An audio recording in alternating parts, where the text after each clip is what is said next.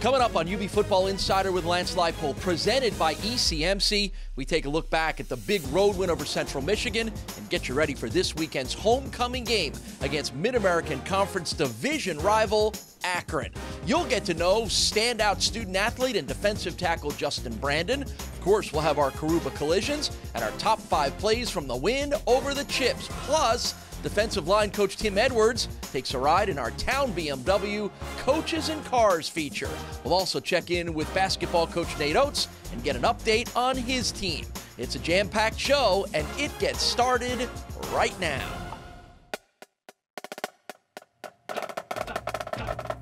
The 4-1 UB Bulls will take on the 1-4 Central Michigan Chippewas. To come out of non-conference 3-1 is unprecedented. No one else in the MAC did that. Nobody does not care who makes it. I feel really good about Buffalo defense matching up against the Central Michigan offense. Who's going to make it?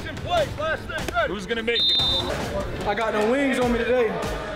I'm about to fly. All we want to do here, Paul, is put up that number 1 digit at the end of today. Handoff goes to the dangerous running back Jonathan Ward, and he is stood up by Khalil Hodge, driven backwards after just a 1-yard gain. Handoff, marks up the middle. No, it's a roll to the right. Tyree rolls, throws, caught. Buffalo touchdown, Tyler Mabry. If you're going to be a championship team, it takes everybody. It's an option to the left, and Tyree is going to run for a Buffalo touchdown. 6-yard field goal is up. It's on the way, and it is good. And they answered scores, but when we came back and answered scores, then we get turnovers. Brandon Williams slides over, intercepted. Cam Lewis tiptoeing on the sideline with a great interception. It's the first career pick for Joey Banks. How about Tommy Lazzaro out here like Oprah? Just you get a pick, and you get a pick, and you get a pick. He's just spreading it all around. It takes everybody from taking advantage of their moments. Keep working hard, keep pounding away. At the 40, 30, 20, 10, bullseye! Kevin Marks, Buffalo touchdown! Runs wide to the right at the 10, at the 5, Jared Patterson, another big stiff arm, and another Buffalo touchdown!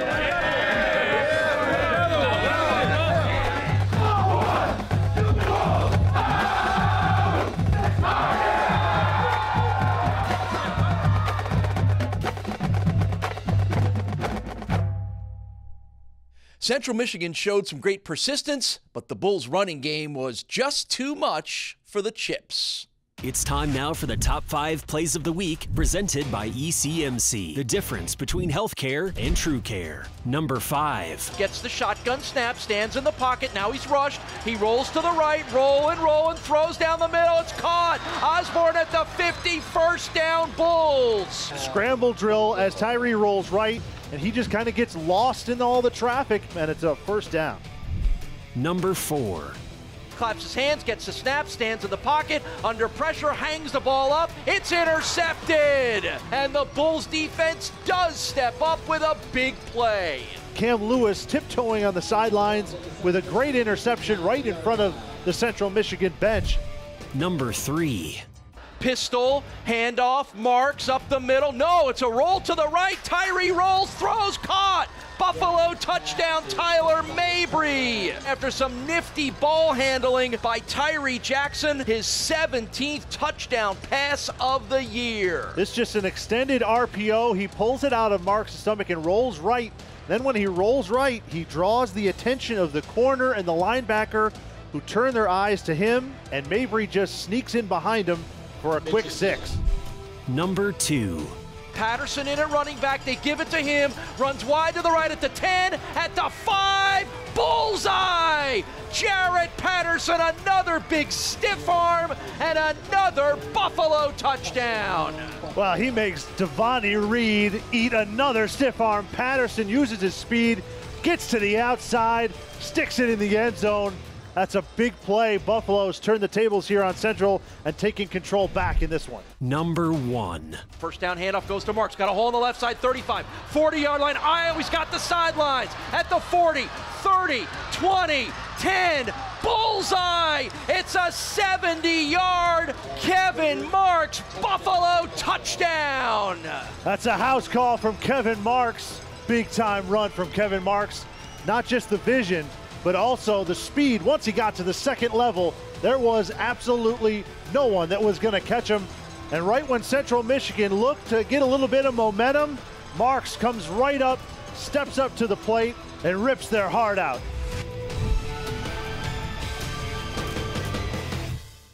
Coach, running the ball and forcing the 4 turnovers, something that doesn't always happen every week, were the keys to the Central Michigan game. How much does that show everybody else you're playing that no matter how you need to win, you have the ability to do it? Well, you want to be that way. You want to be diverse in how you can go about winning games, because you never know whether it be win conditions, matchups against opponents, what you need in a particular game. And to see those things kind of come out last Saturday was big for us. All right, well, that gives the Akron Zips a lot to have to get ready for this week's homecoming game here at UB Stadium. They are the defending Mac East champs, and earlier this summer at Mac Media Day, we caught up with Zips head coach Terry Bowden. Our motto this year is finish the climb. Every Wednesday, our players go out to Goodyear Heights Park, and we run a hill.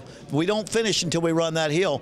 Well, in the last 3 years, our seniors have won the East. They've won 2 out of 3 bowls. They've won 5 out of 6 home games. We've won 8 games for the first time in school history.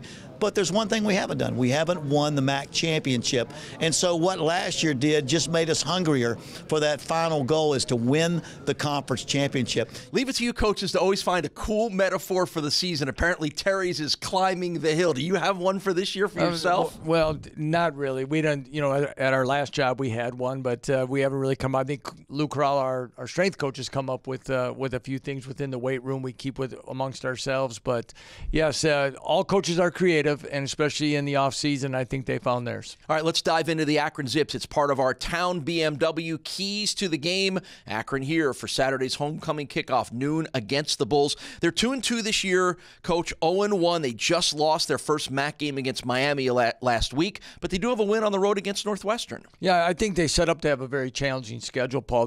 But their first game against Nebraska was canceled.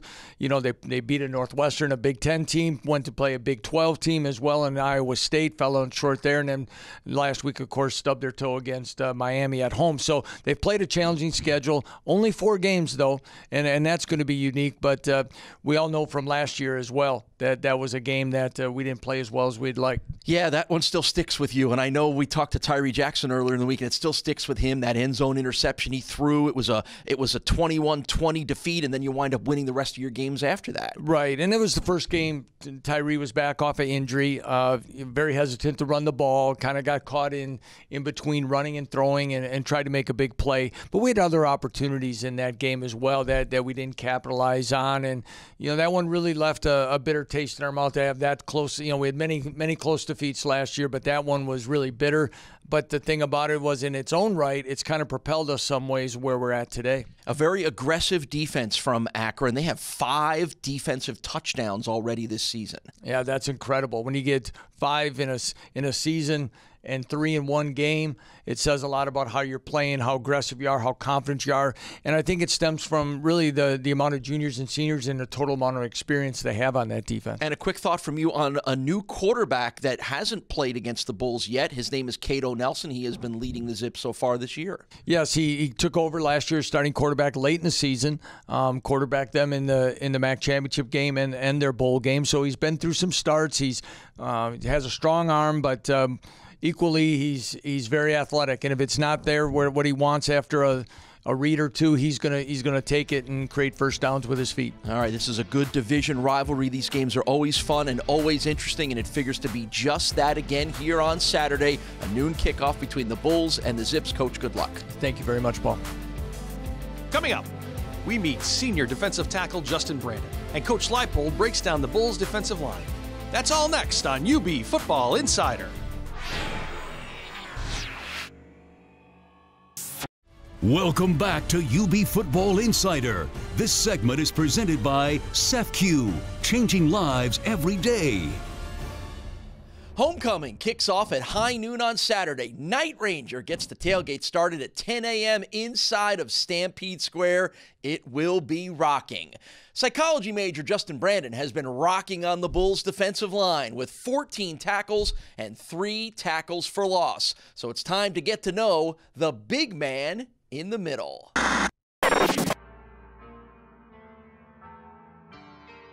Justin Brandon, number 90, defensive tackle on the UB football team.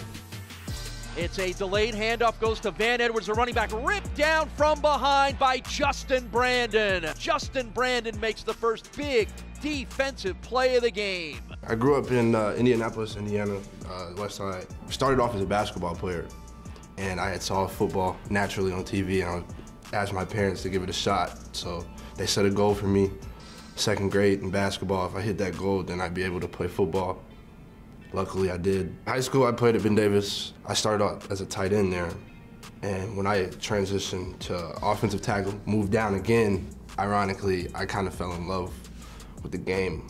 The recruiting process started at the end of my sophomore year, and it was pretty cool. I never would have thought I would hear from so many teams from so many different places at that time. I wanted to get pretty far away from home, and I feel as in order to grow up, you have to grow out and get out of your comfort zone. UB was the best choice, and judging from its history, it has a very rich history of family, and I really like that.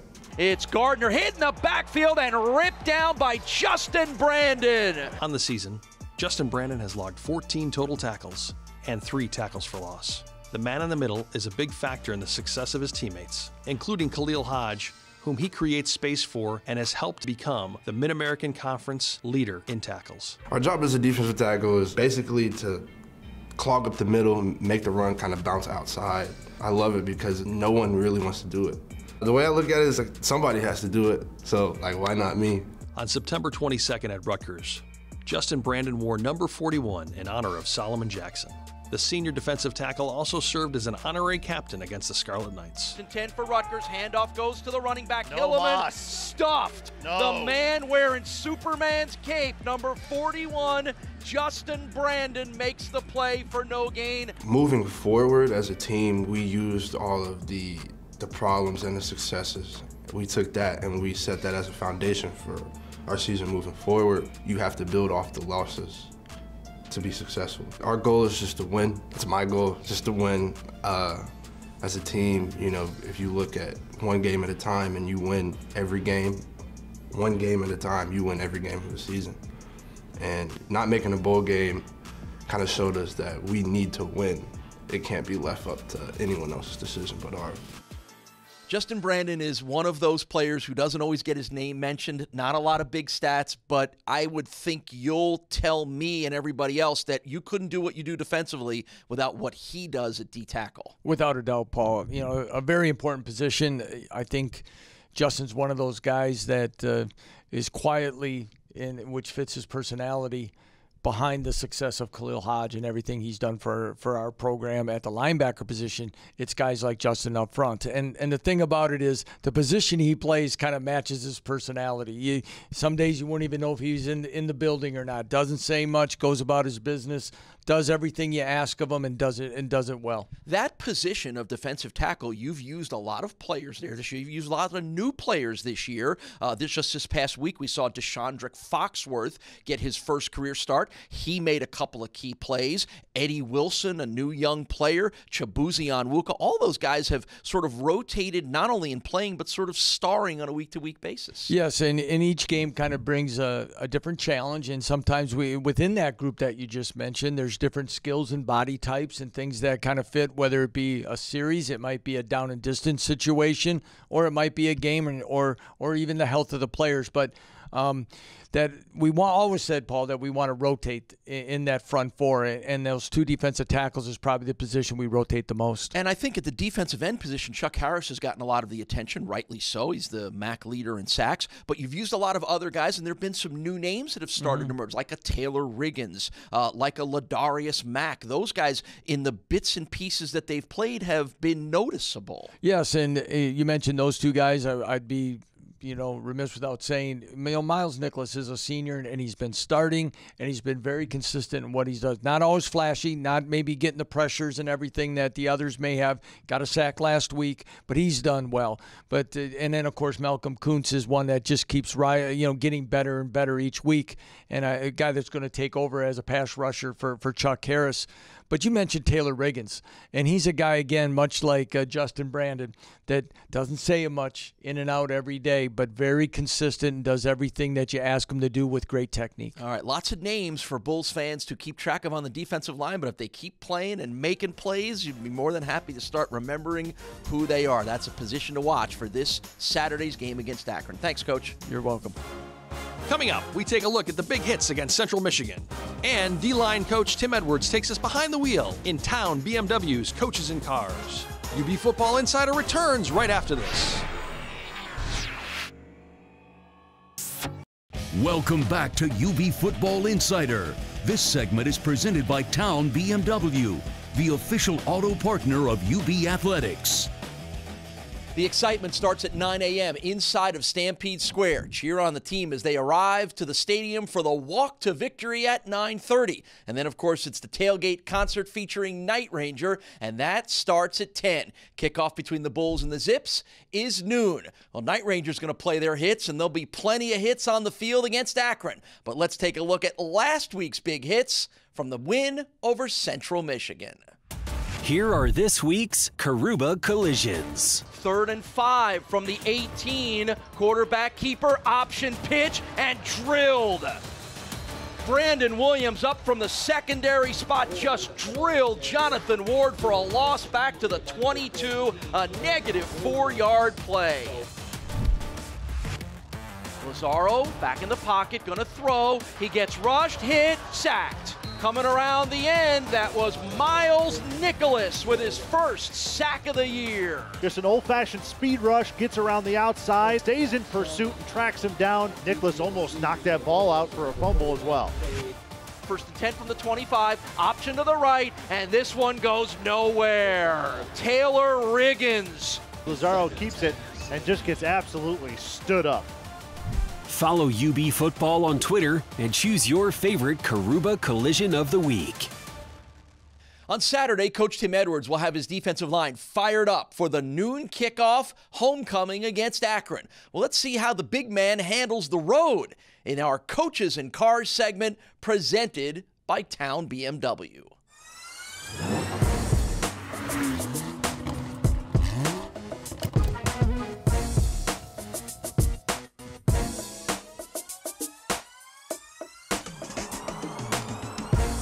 Today we're looking at the X540E, which is actually the plug-in hybrid version of the X5. Okay. So ready to hop in and take a ride? Yeah, no doubt, no doubt. All right, let's take a look. look. I get to drive? Yep. Yeah.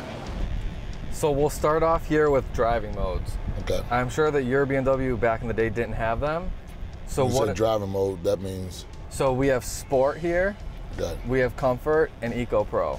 Got it. So pretty much the car's gonna default to comfort every time you get in the car, turn it on. It's gonna be your average everyday drive. But what we can do is shift up into Sport, which is going to tighten up the steering wheel. It's going to change throttle response and shift points. So it's more like an athletic ride. Right, exactly. Another cool thing about this specific car is this is the 40E, the hybrid, the plug-in. So the way it works is if you plug it in and get a full charge, you can drive on pure electric for up to around 14 miles. Now, what type of, is it like plugging up a big light to my electric bill? No, it's honestly like a minimal change. We've had people say they don't even really notice the difference in the bill. So versus using gas, it's way cheaper and more efficient. Up here when we get to the turns, hold your speed. Don't slow down, don't get on the brake. We're gonna demonstrate how the car really holds the road. Because I'm in Sport now, right? Right, yep. So you can see there's no real roll in it. If I use my NASCAR verbiage, it's tight. Yeah, it's tight. Yeah. So what do you think? What's your favorite feature? And the biggest thing, you can go to electronic, that's big time now. Right, you yeah, go all electric. For me, I'm less than 10 miles away from the office. I'm about 5, so I can go back and forth. Right, yeah, that'd be a great commuter car for you. Yeah, be a great commuter car.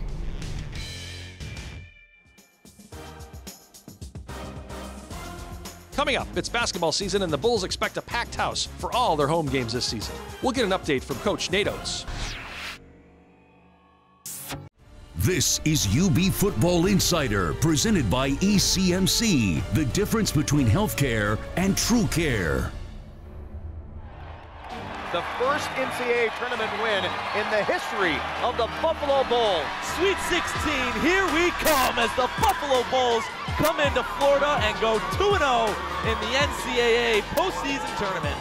Last season's historic run for both University at Buffalo basketball programs was amazing. Now we're getting ready for another championship season. Last year, both programs joined in on March Madness. The men traveled to Boise, Idaho, where the local crowd fell in love with the team, propelling them to a first-round upset of Pac-12 champion and 4th seed Arizona. The women's team made a magical run to the Sweet 16, only the 3rd MAC program ever to do that, following wins against 6th-seeded South Florida and 3rd-seeded Florida State. Tickets have been flying off the shelves for this upcoming season, and it's not too late to be a part of the madness inside Alumni Arena. Check out why Coach Nate Oates thinks you make the difference on being part of the home court advantage. Alumni has gotten much, much better over the last 5 years. I mean, we're pushing sellouts every night. The student section's great. You know, the general public's been really supportive, so our guys love playing there. We only lost once here last year. Hopefully we can do a little bit better than that this year and run the table like the women did. It really gives us that extra push. It's just like having like a 6-man out there on the court. Hopefully last year they see what type of team we is and how much they push us to get better on the court. Each year the crowd get bigger and bigger, so this year I'm just expecting something big out of the fans. We're excited. Hopefully they're excited. Let's get the arena filled up before January and February. Let's get people out in the end of October, November, December. Let's get this thing rolling right out of the gate. Buffalo is doing good, the football team, and our girls is doing good. Hey, if you love winning, come see us. Why not get to UB Stadium on Saturday when the Bulls host MAC rival Akron for their annual family weekend and homecoming game? The excitement starts at 9 a.m. with Stampede Square. Cheer on the team as they arrive to the stadium during the Walk to Victory at 9:30 and take in the tailgate concert featuring Night Ranger at 10 a.m. Kickoff is scheduled for noon.